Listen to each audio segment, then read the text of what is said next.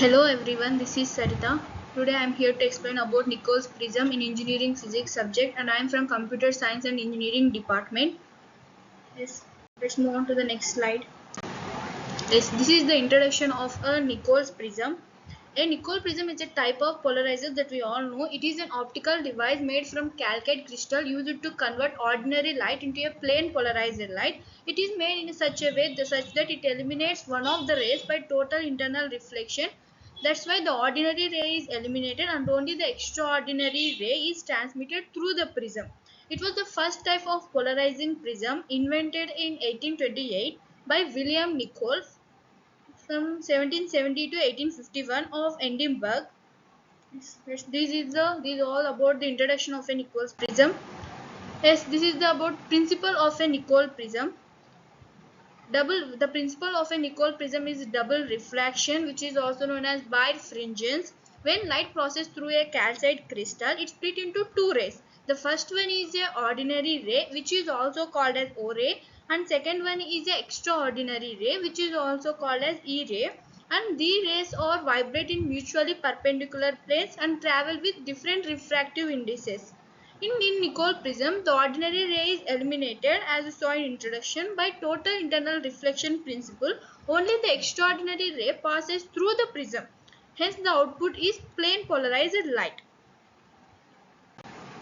Move on to the next slide. Is here we can see about the construction of a Nicol prism made from a calcite crystal, Iceland spar. Its length is 3 times of its width, and it cut at specific angles.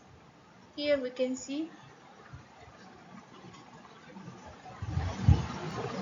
This is the angle, and second is then it crystal is cut diagonally first of all, and second surfaces are polished, rejoined using Canada balsam cement, and Canada balsam has refractive index between O ray and E ray, which is crucial for working of Nicol prism. Let's move on to the next slide. Yes, here we can see about the construction of a Nicol prism. The diagram is here. I'll show you. Yes, this is O ray, which is also called as original ray that we saw, and this is called as E ray, means extraordinary ray. This is ordinary ray and this is extraordinary ray. Here we can see that how will they bend. Yes, here we can see about the working of a Nicol prism. The working of a Nicol prism is based on the combined effect of double refraction and total internal reflection, in which means that we understand that there is two combined effects, which is first double reflection and second is total internal reflection, as we see in working of it. First point is entry of unpolarized light, means first thing what will happen first when ordinary, which is unpolarized light, enters the Nicol prism, which is made up of calcite crystal. It contains vibrations in all possible directions perpendicular to the direction of propagation. Let's move on to the next slide.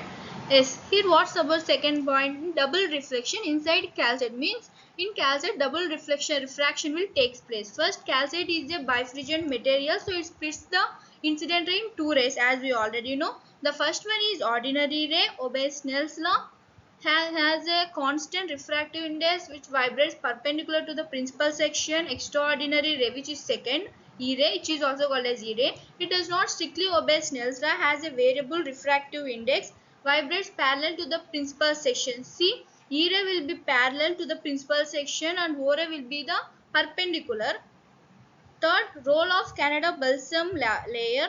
Inside the Nicol prism, the crystal is cut and cemented using Canada balsam. Important refractive indices. First, calcite of O ray will be 1.658 approximately, and second calcite E ray will be 1.486 approximately, and find that the Canada balsam has approximately 1.55 refractive indices.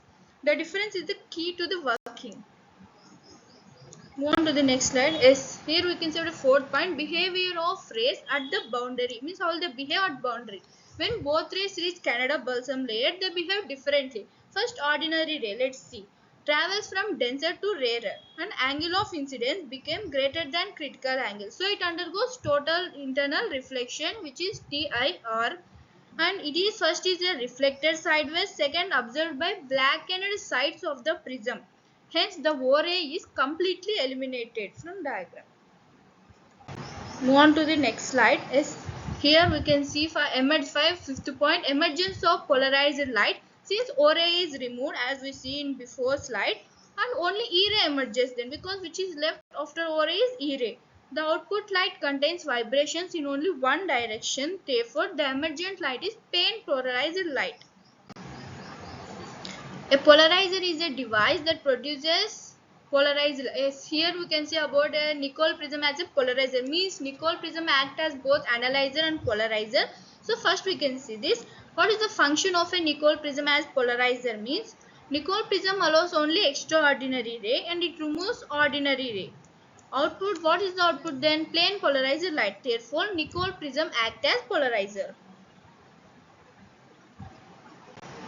Yes. In this slide, we can see the Nicol'S prism as analyzer.